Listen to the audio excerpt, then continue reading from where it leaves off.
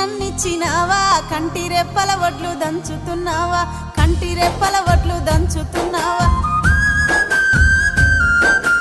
వడ్లు దంచిన పొట్టు శ్రీ పెంట పాలు ఆత్మగల్ల బిడ్డ అల్లుండ్ల పాలు ఆత్మగల్ల బిడ్డ అల్లుండ్ల పాలు